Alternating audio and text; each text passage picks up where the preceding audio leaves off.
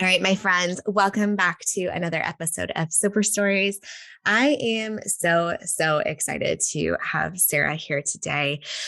We have rescheduled this and moved this call around so many times. And I wanted to tell you, like, I felt okay to do that with you specifically. I know one was me, one was you. We were really moving this around.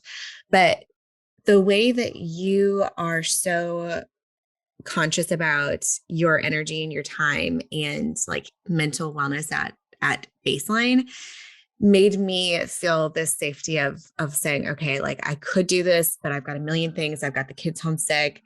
And just the way that you kind of present in the world and the way you share your experience really made me feel comfortable for doing that. So I thank you. Good. But also, Of I hope we course. can get a little more into that in a minute. But let's just give our listeners kind of a Cliff Notes version of you. Welcome to the podcast and tell us a little bit more about you, like who you do life with, where you live, any relevant information. Yeah, thank you. I'm very excited to be here. Just the Cliff Notes version of myself. I am 30. I'm living in Brooklyn. I've been here for the last, I think, 8 years now. So I've been here for quite a bit. I work full time, and I'm a people operations director. So I have like a full time job that is completely like outside of the realm of, like the sober presence, I guess, that I have online. But I do have a like large component of my job now is like mental health as well. So like when you pointed that out, it is like sometimes I don't feel like my job is like super relevant to what I'm also doing kind of on the side, but then I'm like reminded, oh, it is. So and I just got married in December. So that's like new for me. And that's pretty much, I think, all the important stuff. And then as far as just sobriety goes, I decided to try and get sober in March of 2020. Oh my goodness. March of 2020. You Yeah. say that date, and I instantly have like a visceral reaction to the thought of March 2020. And I cannot even fathom anybody who got sober during the pandemic is like a superhero in my book, let alone somebody who, like, in March of 2020 was like, I think I'm going to change my relationship with alcohol during this very opportune time. But at the same time, I mean, what a great time. So yes, you were just married, and I definitely want to get to that because I think that that's a really interesting topic and something that so many of us can't even fathom or have such limited experience or limited vision of the possibility of being a bride and getting married without drinking alcohol. One of the things that you said that and let's back up for our listeners. And you are on Instagram, you are at She Stays Sober. And I thought it was interesting how you said this sober kind of platform, sober person on the internet. And I think that that really is like touching the surface on this whole idea of like sober influencer in this very odd little world we've created in our corner of the internet. But for those who don't know you and those who are not familiar with your story, can you tell us more of the story of when you decided to change your relationship with alcohol? Yeah, absolutely. So this was the week, the really ideal time, the week before everything shut down Oh in my God. March. It was like that first weekend in March. I had gone out on Saturday and just was like absolutely destroyed, like at my worst with everything in terms of like drinking, drugs, just anything I could possibly get my hands on. And it was just like full blown all at once. And I woke up the next morning, and this had been after like many months of like binging and doing those same things over and over again. And I was like covered in bruises, and I was violently ill. And I just was like, I can't do this anymore. And I was very doubtful of that when I said it to myself, but I was just like literally looked at myself in the mirror and was like, you're trash. You can't do this anymore. This has to stop. And so I like got rid of all of the alcohol that was like in my apartment. And then I was like, well, I don't know what I'm supposed to do Now now. what? Now what? Yeah. So was kind of like, all right, cool. I got rid of all this stuff, but now I have no one to talk to. Mm. So I had like given AA a try. It just like didn't align with, I think, like my own like principles. So it was just hard. I do have like good friends that are still obviously like in the program and that I rely on as like a support network and everything. Like there's no knock on it. Yeah. It just was not for me. And so then I just started on my personal Instagram account. I just started following. I didn't realize like sober influencers or like sober bloggers were a thing. Yeah. So I just started looking up like hashtags on Instagram that were like sobriety, mocktails, like whatever I could think of that could I'm like, maybe there's something out there. Like there's like something in the ether that is like good. And then I found all of these people and all of these resources. And I was just like shocked. Not only at like the number of resources, but like the diversity of resources. So it was people of like all different ages, different experiences. Some people, it was just like, you know, they were just like sober curious and looking at their relationship with alcohol. Some people were completely sober. Some people were sober from everything. It was just such a shock to me. And then I think like as like the month went on, because I needed help, I started like reaching out to people on those accounts, just like asking for like tips or things like that. And was like always so shocked when someone would get back to me. Yeah. And it was so helpful because it made me feel way more comfortable talking. Because I think it's like once you can like talk to like a stranger about something, you like feel so much more comfortable talking to anybody about it. So it made me more comfortable telling like my close friends and my family. And probably, I think it was, like June or July of that year was when I started my like sober account. And it was called Sober Curious then. And I started it then. And I wanted to just have a space that was away from my personal Instagram. And at first, I think that it was because I didn't want people to see that I was following all these sobriety accounts. And because I know how people are, like they look at who you're following, what you're doing. I was like, some like whack aunt is going to see this and be like, did you know your daughter is following, 40% of her accounts are related to sobriety? So I was like, let me just like make a different space for this and like for this to live. And it was so helpful. Cause I didn't feel like I really needed to tell anybody. And then I didn't for like the first week or so say anything about who I was or why I was doing this. I just made an account to purely like find resources and make sober friends. Cause I had none at the time. And as that obviously continued. And then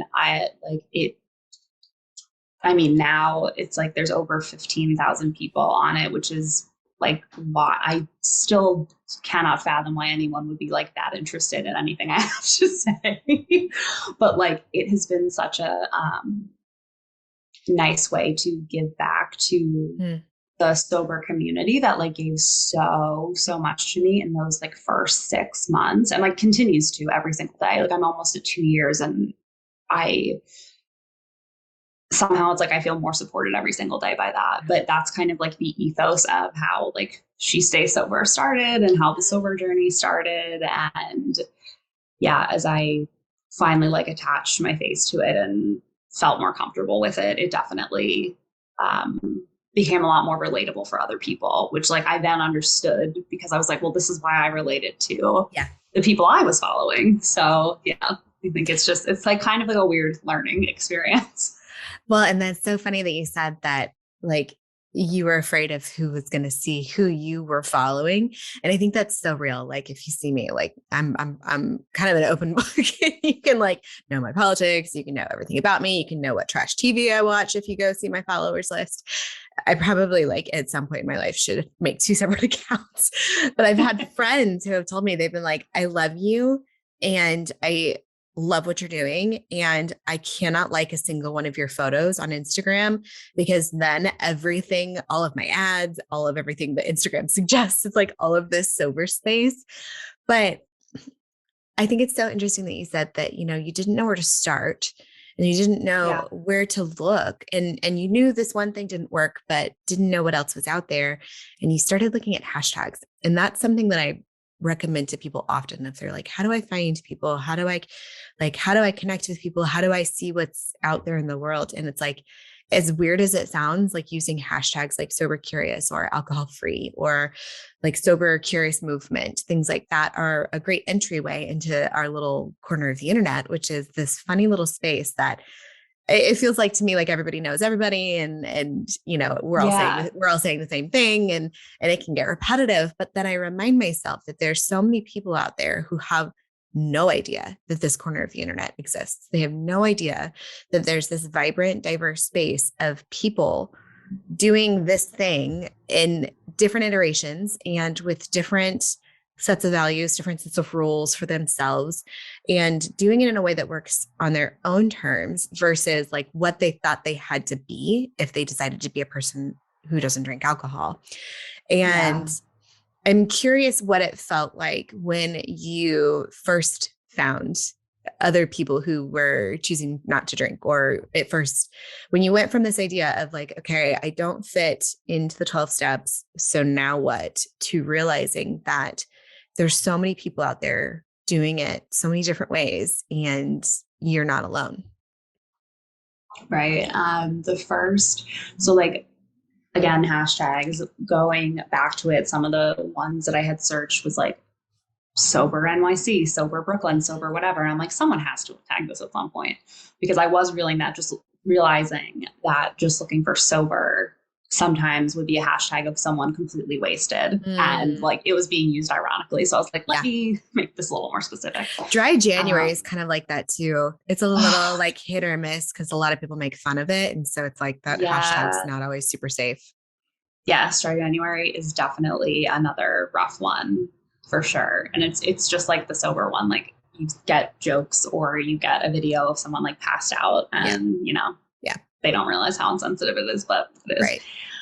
And so as I started finding people that were using those hashtags, I like would message them and was just like, hey, I'm in Brooklyn. I ended up finding two girls who were one neighborhood away from me, and then the other one was like a couple neighborhoods away from me. And I met with them for this was the first summer I was sober. We all met for coffee, and we had never, like none of us, the three of us, had never met each other before. And just to have that meeting and just like talk about like our normal lives without having someone like asking you questions about your sobriety was, I think, when I finally realized like what the importance is of having these relationships with people that are going through the same thing is, because rather than the conversation being focused on like, are you okay? Like, which always like is good intentioned if it's from like friends or whatever. But when you already are speaking to someone that's like going through the same struggle, you get to kind of like skip that part of like, are you good? What's your problem? All of this stuff. And it's just, are you okay if I drink this while you're here? It's like 100%. Yes. And it was just, that was one of the first things I noticed, because we like went out for coffee and I was like, this is the first time no one's asked me, do you care if I drink? Like, we're out. Which is just wild in itself. Whole nother topic right there. Whole nother topic. But yeah, finally finding kind of like that baseline of just having something in common, and then making friends from there was easier. So like after meeting the two of them, it was like, okay, I have a friend here, I have a friend here. Then it was like, okay, 8 of us met up. And then it was like, that's just kind of, it just turned into a bunch of people introducing a bunch of people to each other. And now it's to the point where I have so many people that are in the New York area and also in LA that it's like, I can just reach out to regardless of if I've met them or not. Like I might have only met them over Zoom, like who knows? Like perfect example is you. Yeah. But like I would never feel uncomfortable like reaching out to you about Yeah. something. And I think that that is like also something that's like very special within the community. Mm. But that's definitely what made me start feeling more comfortable was once I started building those relationships and realizing like this really isn't that scary. Because it does feel kind of weird because you're like, it's kind of like you're like the new kid in school and you're like trying to find friends. Is how it kind of felt at first. I was like, am I seriously like DMing people asking them to hang out with me? Like, what is wrong with me? That's what But it takes, though. That's what it takes. yeah. And when people now do it to me, I'm like ecstatic. Like Yeah. I love when someone messages me and it's like, hey, I saw you were in Brooklyn or I saw you were at this store. I actually live right near there. Like, could we meet for a coffee? And then it's like, that's how I make another Mm. like relationship. And then that person now has like an accountability partner in me. And like, that's just, it's a really nice cycle. And like, it took a while for Yeah. sure, but that was how I was able to kind of like find community Mm. without having like a set meeting or a set group or, yeah, it was kind of just like DIY, like Yeah. make your own Well, meetings. and I relate to so much of that now because, 4 years in for me, I can just now say I have a pretty wide net of in-person alcohol-free friends.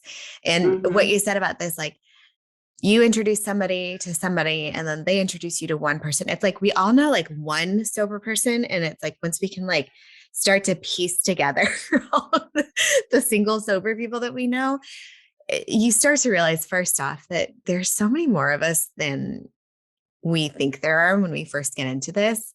And exactly what you said, it's like a totally different connection when you connect with somebody who is alcohol free for whatever reason, because no matter where we were on the spectrum of drinking, and like for me, it was like very much towards like the addiction side, but I can still connect with somebody who has just decided to go alcohol free because they feel better in a Yeah. way that's completely different than connecting with a person who still drinks. And I just find it to be like this instant, like soul bond. Like we just, like you said, we don't have to like ask like the surface questions and we can get past the small talk and all of the bullshit because we just know like, okay, this person gets it to some degree on some level. And we both have to live in the world in a way that is counterculture as is. And so like we can probably skip the small talk. We can probably skip the like, how's your family? How's work? And just like get to like what's like your passion in life? Like tell me your Yeah. biggest dream. But I think that feels so lonely when you first quit drinking and you first decide to change your relationship with alcohol. And it seems like you're the only person in your circle and the only one of your friends. Tell me more about how you dealt with the stress of 2020 and the world while you were quitting drinking, while you're removing this massive coping mechanism that so many people use. Yeah. It was really hard before I had connections and also the connections that I had made with these people in like the spring. You still couldn't go anywhere or do Yeah. anything. So like the first time I had met people in person, it was in the summer and it was only because we were allowed like to be outside at a cafe. Like that's the only reason we could meet in person. And because we live so close, we didn't need to take public transportation. But it was really lonely, like the first several months of it. And I think what was most helpful to me, I think, was like looking toward, okay, what will this turn into? So I Mm. spent a lot of time reading, like, I think like all the like quintessential books, like Quit Like a Woman, Sober Lush, like anything you can think of. And I think especially by reading Sober Lush and like The Unexpected Joy of Being Sober, those are the two that I always like recommend to people that are sober curious because I feel like they give such a good, very just real Yeah. story of I tried this. This is what happened. You don't have to do it if you don't Yeah. want to, but this is what I did, and here's all the things that got better. And people kept telling me like my life was going to be more boring. it actually wasn't. And I think that those gave me kind of the foundation for being like more confident in my choice. So Mm. when the world like did open back up, I would be a little more like grounded. But yeah, it was like a lot of like phone calls, like Zooming with people or like FaceTiming with people I had just met and having those types of meetings early on, meetings, like just Yeah. conversations, early on, like thinking of all Zoom as a meeting, having those types of conversations early on and like building a network of just people and resources that I could have once the world opened back up. Like that Mm. kind of is what kept me, I think, on track. Hmm. And as well as like, I post about this a lot. Like I'm very, very into writing, especially free writing. I think it's really important. And I think without that, I would not have been able to process like a ton of the Mm. things I was working through. And I also was like, luckily, even though the therapy office that I went to like closed down, they still did appointments virtually. So I Mm. did have the help from my therapist when going through all of this, which was also just like, it's such a privilege. And it is, I just felt so lucky that I was able to even like still have a job, retain insurance, have this Mm. person to speak to. And because she was kind of like my main human Yeah. who would be able to give me totally objective feedback, or if I needed to talk about how badly I was struggling with it, I could just tell her. And that was a lot easier than like calling my mom and telling her I was having a Yeah. hard time and then making her freak out and worry. And so, Yeah. I yeah. think that's a really good point that sometimes it is easier. And you said this at the beginning too. Sometimes it's easier to tell strangers or therapists or somebody who's external from your day to day life, all of this stuff, because they don't have their own shit tied into it. Like they don't have their own worries and their own concerns and their own expectations. And I know for me too, like getting sober, I couldn't have my husband be the person who was like my accountability partner because Yeah. inevitably I would screw up, and the shame and like the feeling like I let him down or was creating more problems or was like making somebody in my life worry. Like when you can have that external something to plug into, and like you said, like communities, it sounds like it was Yes. a really big part of your early days, like something to plug into, somebody to connect with, but who isn't gonna like be heartbroken if you have a slip up, or who isn't going to shame you, whether on purpose or otherwise, into like making this choice for yourself. I think is so powerful. And I hear what you're saying with the therapy, like the privilege and all that, and it I could rant forever about how I wish that that wasn't a privilege or a luxury, I and know. of course it is. But you know what I hear from you is community, and really just like this sounding board, whether it was your therapist or your writing. And I think that those two pieces are really big pieces of mental health and mental wellness in Yeah. general. So I know a lot of what you share is focused on mental health, and you share candidly about your experiences. So tell us a little bit about kind of the intersection of mental health and alcohol slash sobriety for you, and both what that looks like and what kind of message you aim to share.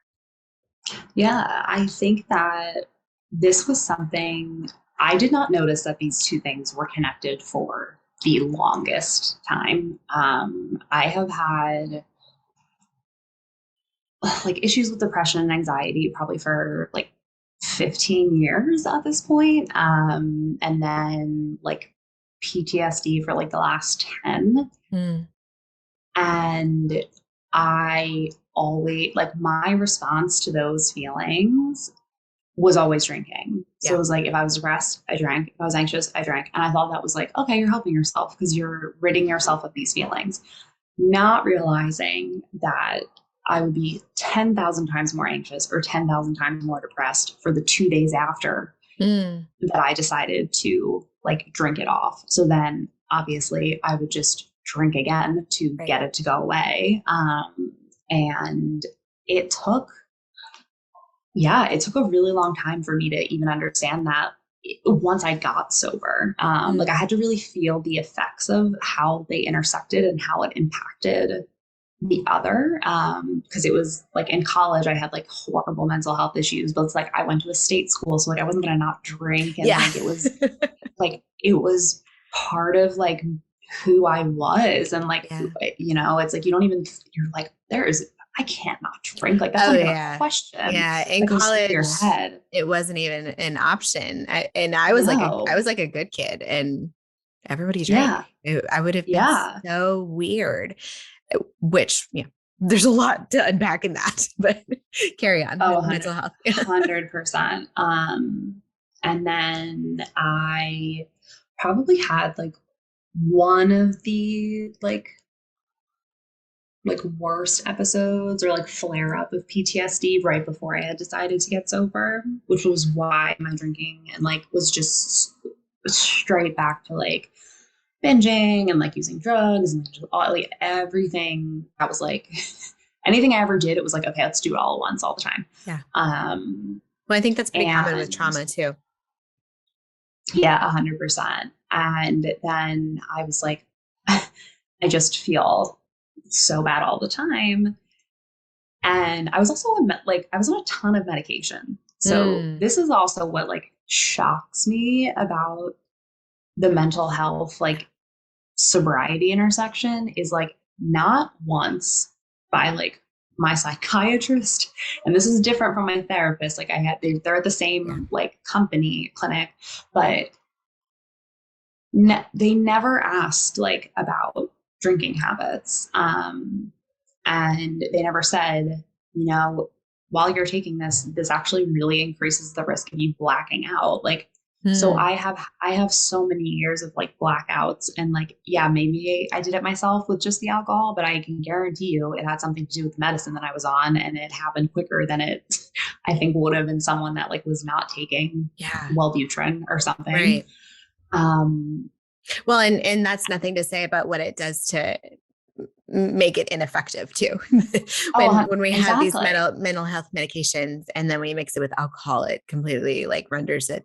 It depends on what it is, but in many cases it's completely inert. And of course we see the labels too. Like it'll probably say, if I like thought to 100%. Look back on the label, it like probably says that, but who never, we always look past that. We always just ignore that. And that's so wild to me that it was never brought up and never pointed out that that might be a problem.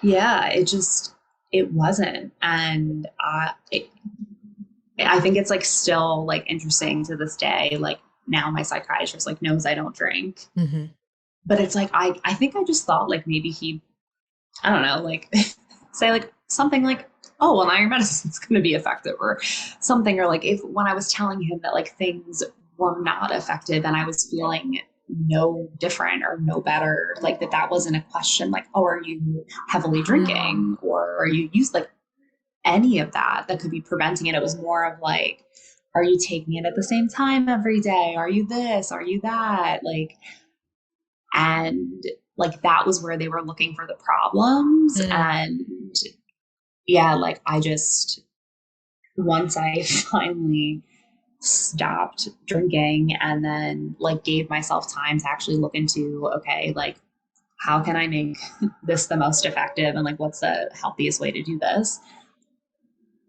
Within like 3 weeks, I noticed how different I felt because I was like, my medicine's working. Like I was noticing. What a miracle.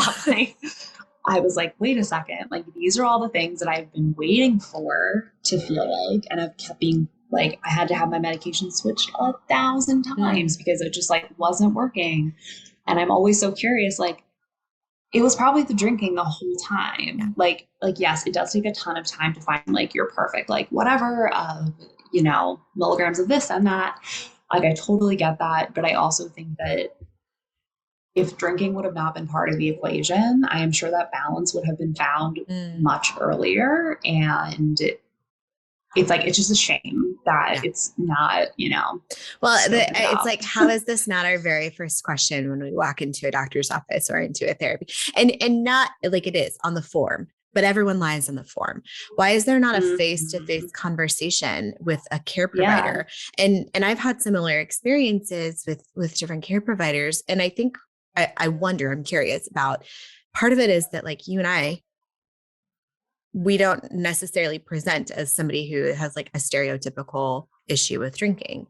And though these providers have this information, they have this understanding, I think we all still go into it with these really interesting blinders about how we perceive alcohol, especially if we're still using it. So some of the most Mhm. interesting reactions I've gotten, or the most interesting like gaps in services specifically around like, hey, are you drinking? Hey, this might be causing you problems, have been with other providers who I know do drink.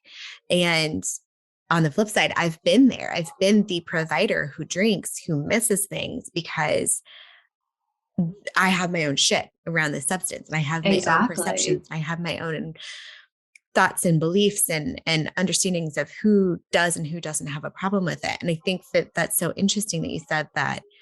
I wonder if, had this been addressed a long time ago, if I would have found that better match sooner. So I think it's really, I really admire the way you share about this, and you're really candid on your page. What has that been like, kind of going back to this idea of sober influencers, sober platform? What has that experience been for you, both the good, the bad, and the ugly?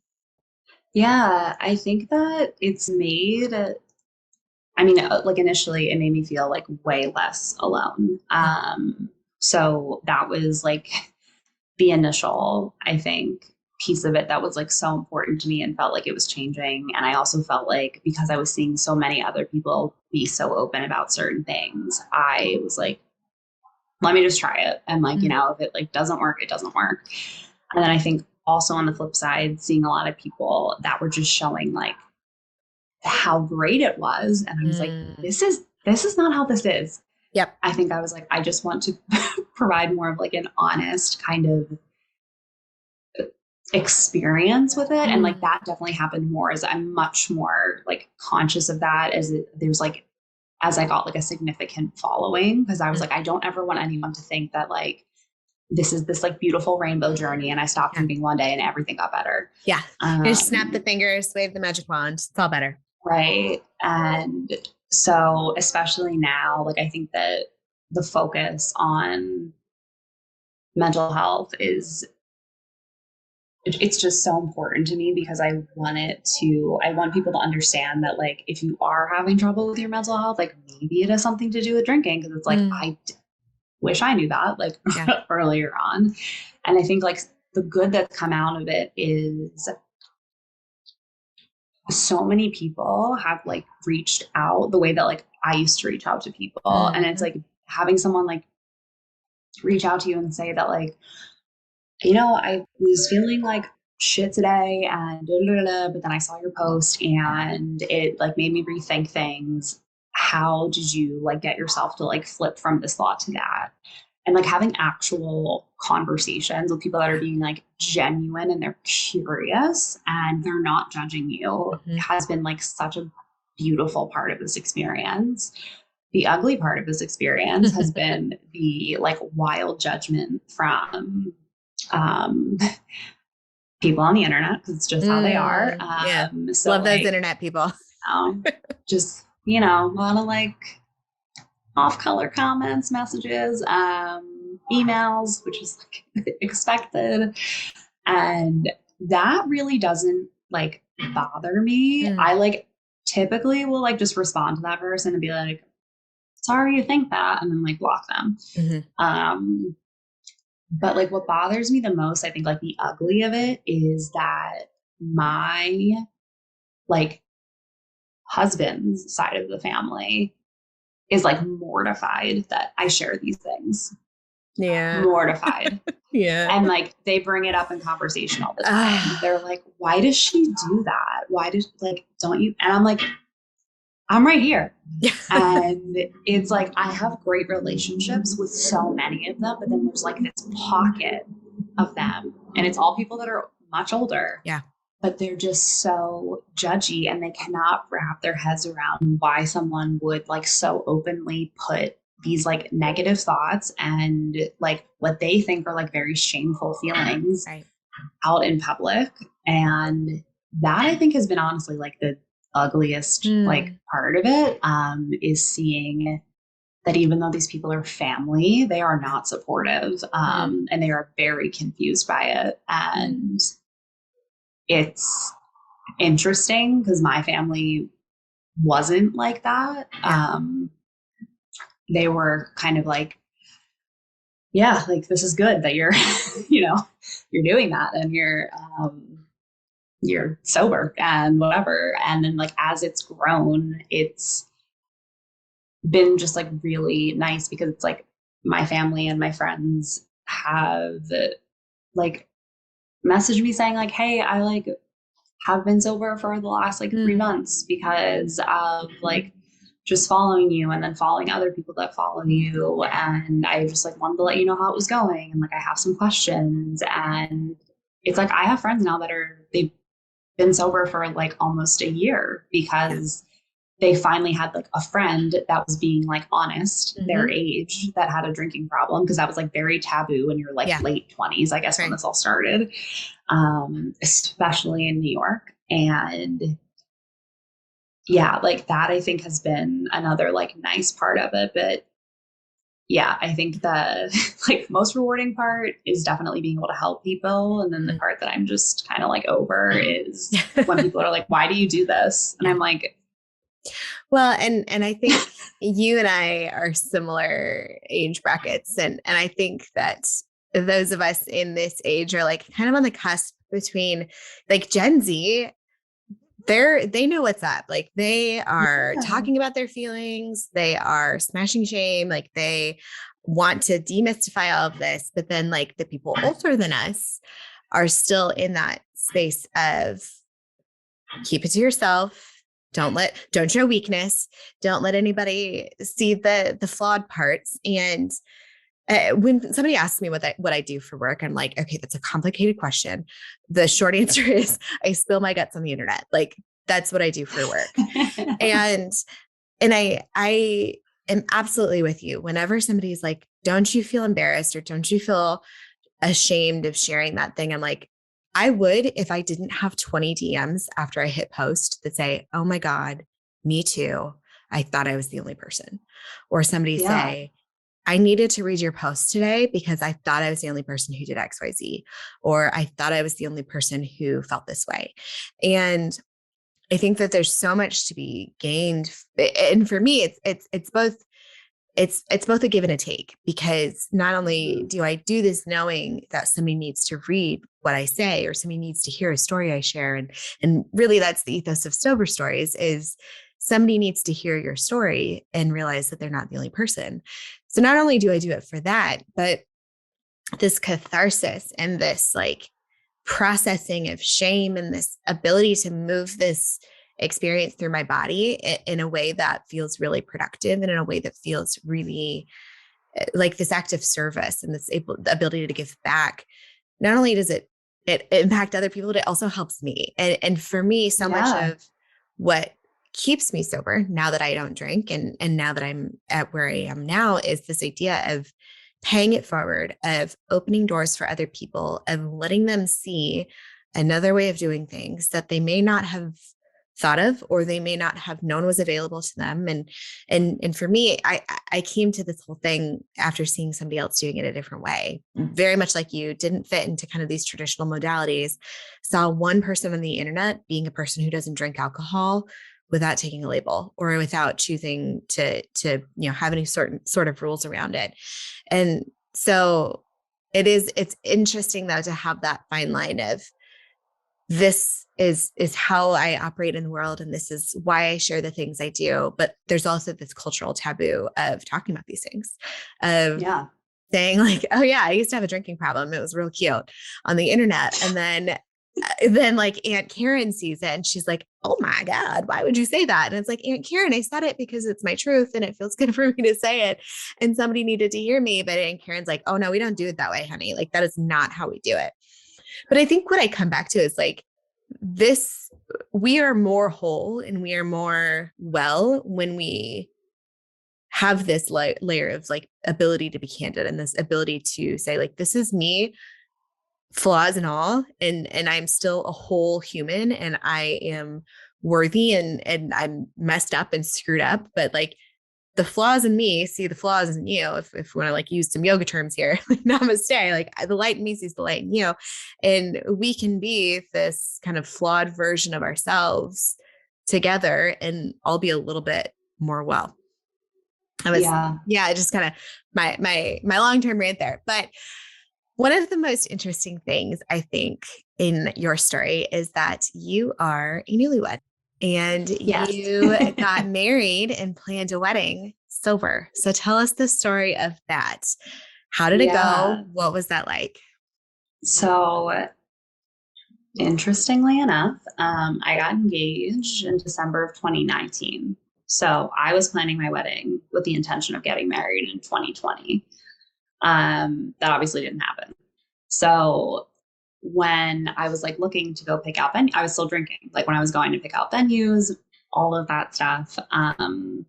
Like the day I was actually thinking about this before we talked, like the day that I found my venue, and this was all the venues. The second you walk in the door, they're handing you a glass of champagne, and like You're whining and you're dining kind you. of like, yeah, and you're like, okay, like you're just used to it at this point, and it's Like, normal. And okay, you're Karen, expecting it's it. 10 a.m.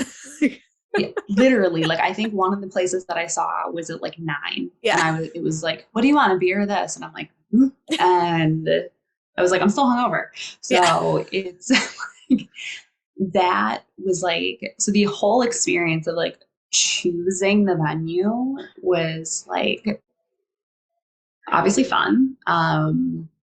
But it was just like the drinking part of it. Like now when I look back on it, it was such a big part of that whole day. Cause it was like, that's how, you know, they like want to talk to you and like whatever. And then what did we do after I signed my contract?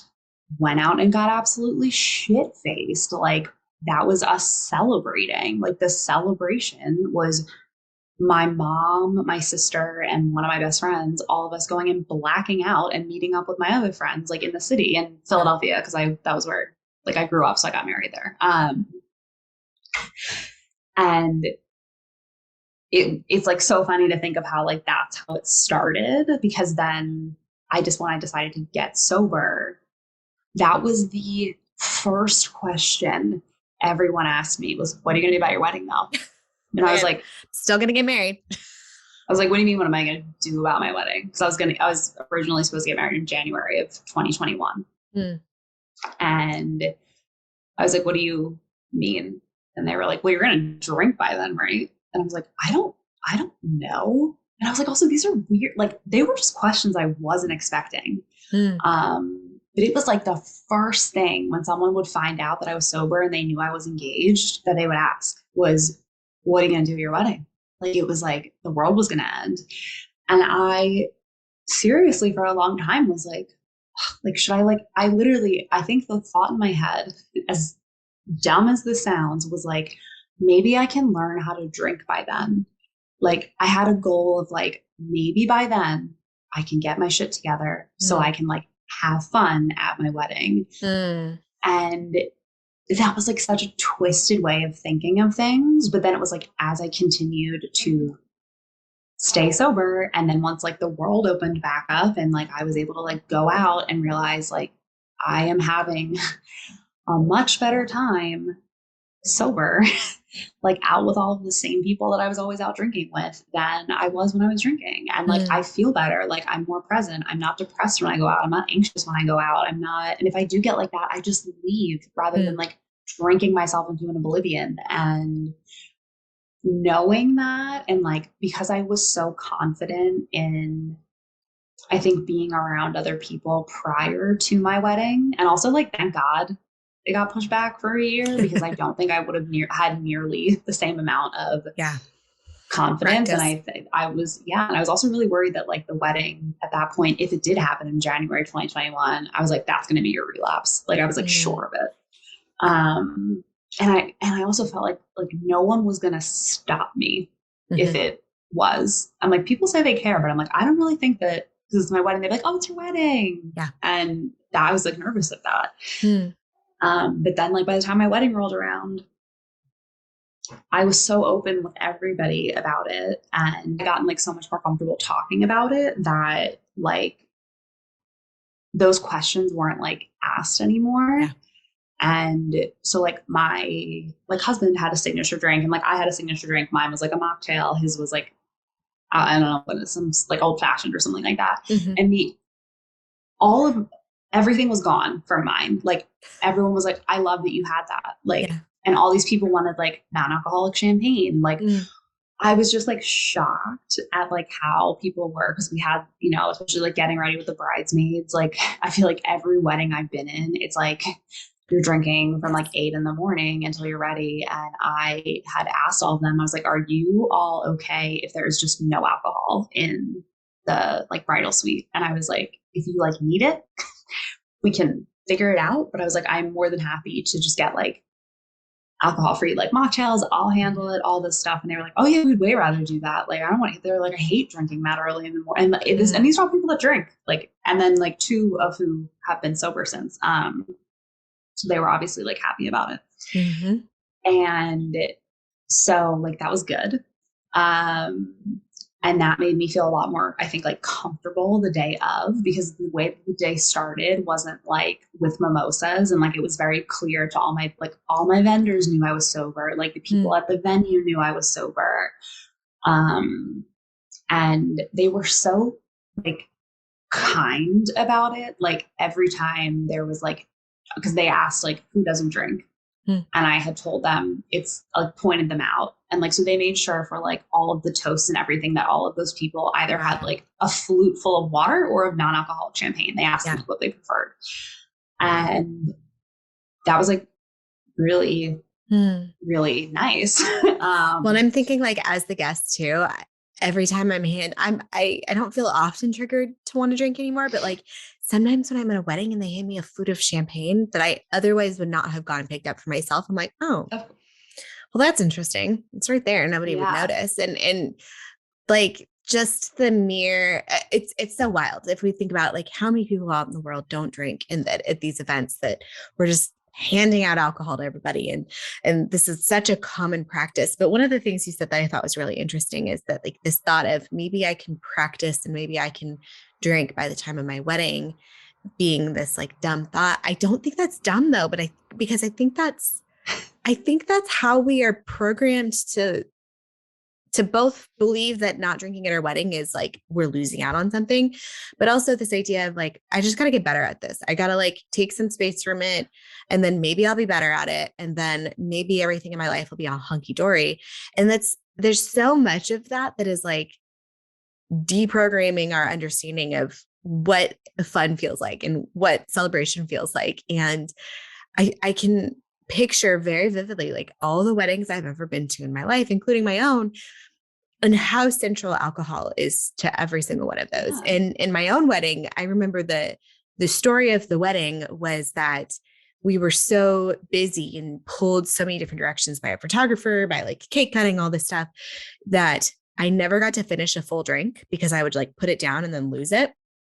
And like the busyness and like being pulled from it was like really the story of my wedding. And I would do it a million different ways than we did it and back in the Stone Age.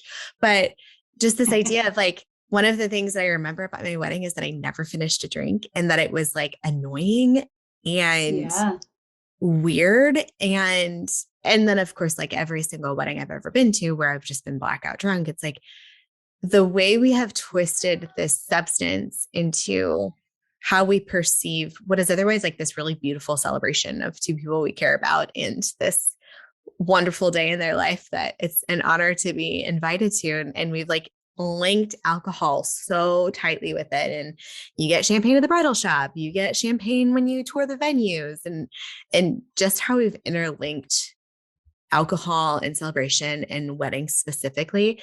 I know so many people who cannot even wrap their head around the idea of getting married without drinking, whether they're currently sober or not. And that can be, I think, a fear point for people. So if they're not yet married and they're like, well, I can't quit drinking because I can't ever imagine going to my wedding and not having champagne. So if somebody were to say that to you, what would you say in response? I think it's just like, I think I would just like encourage them to think about like where they are now. And like if they are sober, it's like, do you like go throughout life expecting, to be like drinking at other events? Like, or like have you been to other events where like it is centered around drinking and you haven't drank? Like that for me was like a huge tool. Like being able to, I went to a ton of weddings sober before mine, and learning that that was like actually a great experience. And I was so much more present throughout the entire thing. Like I think like that's kind of like what I would like challenge someone to think about, is just like what do you want out of that day? Like if you're sober and you're feeling comfortable and you feel like you are more present and you are in all of these other areas of your life, but you're still hesitant about this one day, why? Like, yeah. Why are you hesitant about it? And is it just because you're trying to like fit into like the social norm because you feel like, yes, everyone expects me to drink at my wedding? Is it because you don't know how to be around like a big group of people drinking? And I think like you kind of have to like go backwards from there. It's like, well, why do I feel like it would be impossible to not drink at my wedding? Like that's what I had to do. Like I felt like it was impossible because there was not one celebration my entire life, even when I was a child growing up, whether it was a wedding, like a christening, a funeral, which is like not really a celebration, but like any like big event with a lot of people, everyone was shit-faced and like just more drunk than normal. Like at these events, it was like weddings, I always just expected like everyone's going to be real weird, like when I was younger. And then like now I know why. Yeah. But it's weird. It almost like these events, I think, like release this weird like inhibition like about drinking, and you're just like, I can drink so much more because it's a wedding, so this is fine. And it like normalizes, especially for people that drink heavily. Like for me, I remember like it normalized how I felt. I was like, now everyone's as drunk as I am. Like nobody knows. Except I'm like twice as drunk as I normally get. So there's that. Right. And I'm like, but they don't know. Yeah. But they don't know. 100%. Yeah. I'm just going to puke in the bathtub after this. It's fine. Absolutely. Yeah. But that's what I would say is like, you have to kind of like, why are you asking yourself that question? And like, why do you feel that way? Well, and I would think back to like, let you know. I think back to like newly sober Beth, and I'm like, if she was getting married then, and she had to be in that situation and she was nervous about it, like, I hope she would have the courage to say like, nobody's fucking drinking. If I'm not going to drink and it makes me feel uncomfortable, nobody's drinking. And I think, it's your day, and we get so wrapped up in it being about so many other people and all the other people in our life. But like, if you're feeling uncomfortable with the thought of alcohol being around, like, you have the option to remove it. Right. And it's like, and if people don't want to come because of that, then like, all right, like, are those people you want in your life? Like that was one of the things, like my wedding wasn't a dry wedding, but like if it was, I would say like 80% of people still would have come. But I can tell you that would be like a ton of people that probably would be like, what? No, I can't like do that without alcohol. That would be because you're just conditioned to think you have to. That would be the ultimate test though. Cause like exactly like you said, that if we wanted to talk about relationships for another hour, we could, but there are going to be people like those 20% of people who are not there to ride with you after you quit drinking. You just like knock that all out at once in one event, and then never have to experiment with that and figure that out as you go. Maybe food for thought, y'all, if you're listening and you're about to get married, really filter out your friends really quickly. But all right, Sarah, one of the last questions I ask in our interviews is, if your story were to be published, what would it be titled, and what kind of story would it be? What kind of book would it be? Yeah. So I have been like in the process on and off of like writing and trying to like gather my thoughts about like should this book cater more towards like sharing a story people can identify with, or should it center towards sharing other people's stories? Like what impacted me the most as I was reading these like quit lit pieces and like also the pieces on mental health and just like having that in consideration. So like right now my writing's all over the place, but it's like there's an intention and like I don't know when I'm gonna like get to it, but like I've there's been like so many like titles and things that I've thought of, but like the one that I've stuck with for the last I think like 6 months is Sober Hits Different. So I've Mm. had like that has been what I've left the like Google Doc titled as. And yeah, right now it's a lot of kind of, it's like I'll think of something and then just like nothing goes in order. Like this needs to be Yeah. like organized. Um, but yeah, I think it's like I'm at the point now just trying to figure out like how it will best serve a reader. Mm. And because like yes, I do feel like there's importance in like sharing like my own story so someone like knows that this is coming from someone that like went through it, but it's also like what are the things I wish I had when I was doing this, like what resources I wish I had, like I wish I knew there was like 50 other types of groups I could have joined and like Mm-hmm. those types of things. So just kind of giving more of like a like tips on I think of like how to communicate and find community is I think a lot more helpful to people. And I think that that's probably like the route that it would take, but like also like intertwining my own experience. But that's kind of like where I'm at now with I it. love it. It's I'm an actual baby so book in the works. And it when it's at the is. top of the New York Times list in a couple Oh years, we gosh. can say that we heard it first here. I know, if only. We'll see. Yeah, I'm going to manifest that out into the world and like knock on all the wood I've got for you. I And love I will that. be the Thank you. first to share it when it is published. Amazing. Sarah, thank you so much for joining us today and sharing your story and talking about some of these hard things that maybe Aunt Karen doesn't want us to talk about. But I know that somebody listening needs to hear you share your story of getting married, of struggling with mental health, of just finding a different way to live. So I really appreciate your time and your story. I know our listeners are going to want to connect with you. So, how can they find you? What do you have going on in your world? Do you have any projects or anything coming up? Yeah. So easiest way to find me is Instagram. It's She Stays Sober. And also I am very responsive to my emails. So it's the same name, she stays sober at gmail.com. That's probably the other thing I recommend.